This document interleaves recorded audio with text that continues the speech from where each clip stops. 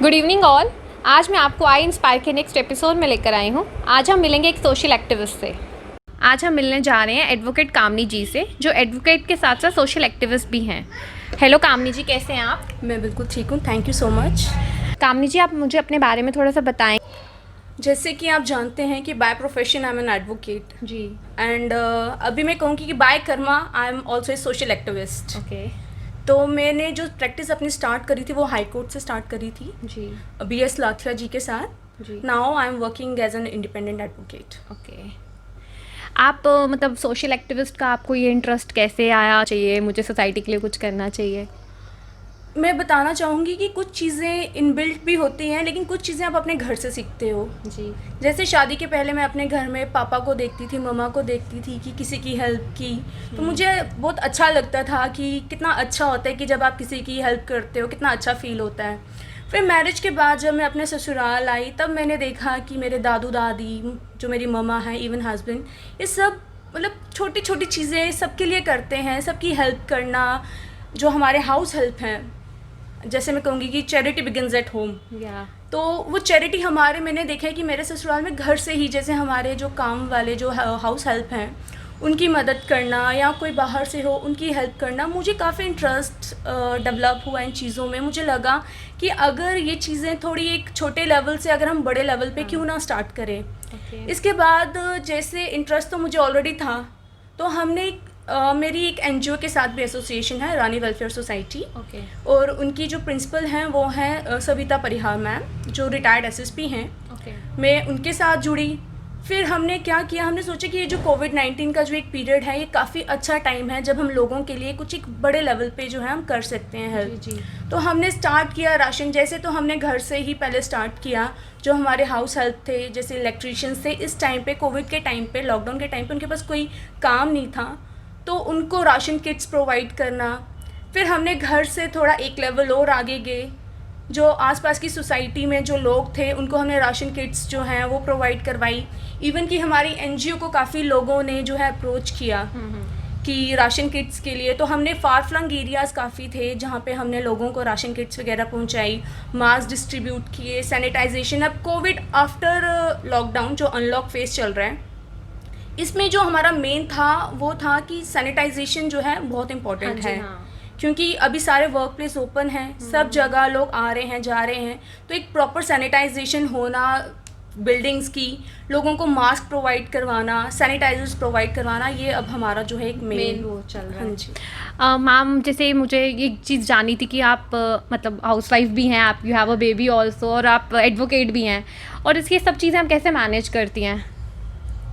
Being a girl, ये एक मैं आपको बताऊं कि इनबिल्ट है, हर एक लड़की में है कि कैसे एक टाइम मैनेजमेंट जो है करना उसको आता है, बड़े इजीली वो टाइम मैनेज कर लेती है। घर के लिए भी टाइम निकाल लेगी, ऑफिस के लिए भी निकाल लेगी, अपनी हॉबीज़ के लिए भी निकाल लेगी। कुछ चैलेंजेस तो नहीं आते हैं? टच वुड, मेरी इन लॉज की तरफ से काफ़ी सपोर्ट है, हस्बैंड की तरफ से काफ़ी सपोर्ट है, जो इन सब चीज़ों में मुझे काफ़ी हेल्प हो जाती है। ठीक है मैम। मैम, जैसे अभी आपने बताया आपकी जो NGO है, मतलब अगर कोई मेरे कोई व्यूअर्स आपको कांटेक्ट करना चाहते हैं तो आपका कोई फेसबुक पेज या समथिंग कुछ ऐसा है तो आपको कांटेक्ट कर पाएँ? जी हाँ, हमारा एक फेसबुक पेज है रिटायर्ड SSP सविता परिहार के नाम से।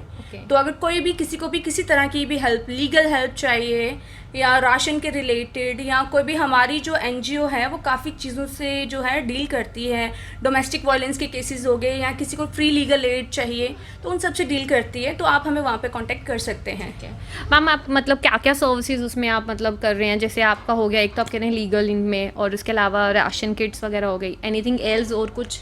जो हमारी NGO के जो मेन ऑब्जेक्टिव्स हैं वो है वुमेन एम्पावरमेंट से लेके जो हाइजीन से, गर्ल्स हाइजीन के साथ रिलेटेड है, रूरल या फार फ्लंग एरियाज़ हैं उनके साथ अवेयरनेस कैंप, लीगल एड, ये सबसे डील करती है।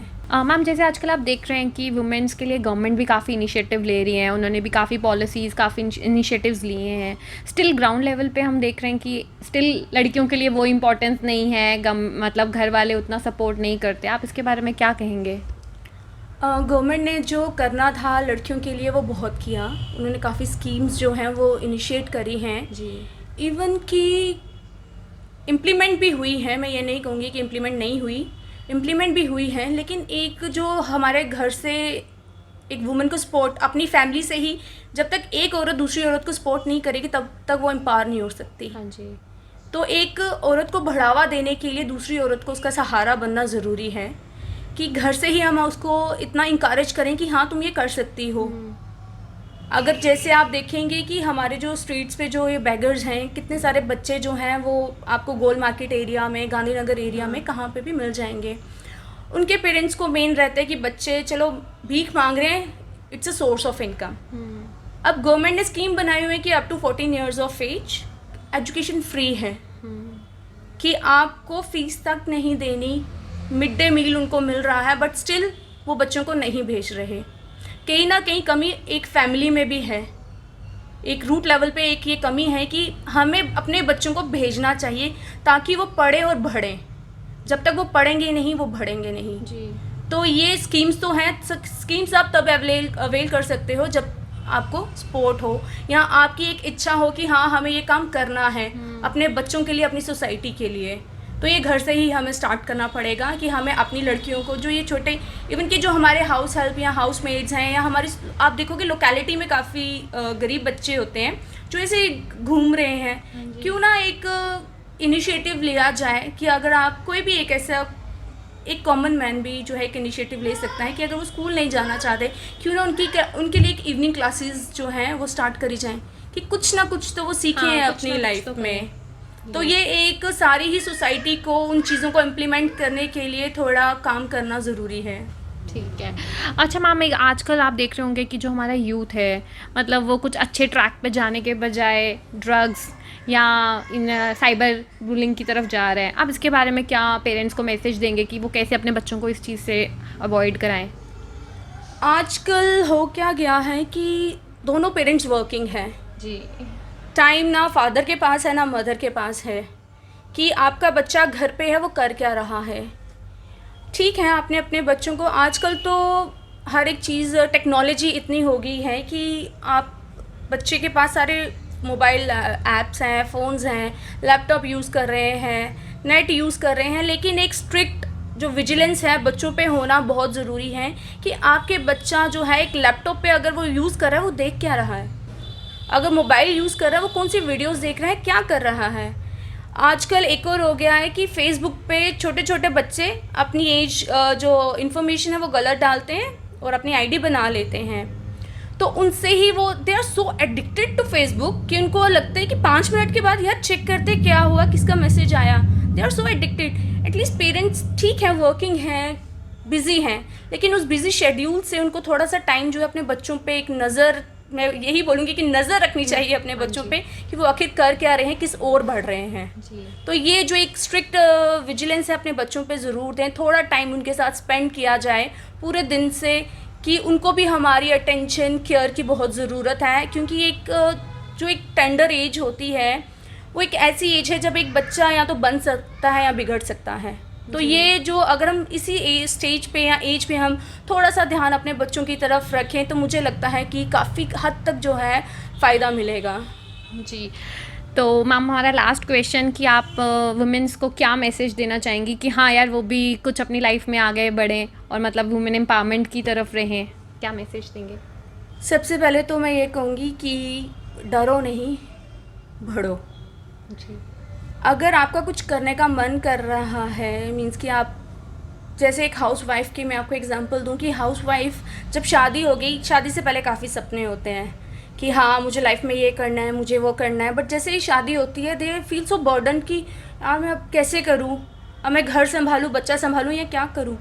अपने अंदर वो जो एक इग्निशन में बोलूँगी या एक जो चिंगारी है उसको संभाल के रखें कि हाँ अगर आप विलिंग हैं कुछ करने के लिए, क्यों ना किया जाए, क्यों ना थोड़ा सा टाइम जो हम बाकियों के लिए निकालते हैं, क्यों ना वो थोड़ा सा टाइम हम अपने लिए निकालें, अपने लिए कुछ करें, अपनी आइडेंटिटी के लिए कुछ करें। जब ये हर एक लड़की ये सोचेगी कि हाँ अगर मैं सबके लिए कर सकती हूँ तो अपने लिए क्यों नहीं कर सकती, तो उस दिन काफ़ी दूर लड़की जाएगी और कहीं ना कहीं इस सोसाइटी में अच्छी लेवल पे स्टैंड करेगी। इनफैक्ट आपने एक केस देखा होगा, एक लेडी हैं, उन्होंने IAS का एग्ज़ाम क्लियर करा और उन्होंने आफ्टर मैरिज, उनकी 2 इयर्स की डॉटर भी थी, उसके बाद उन्होंने IAS का एग्ज़ाम क्लियर किया।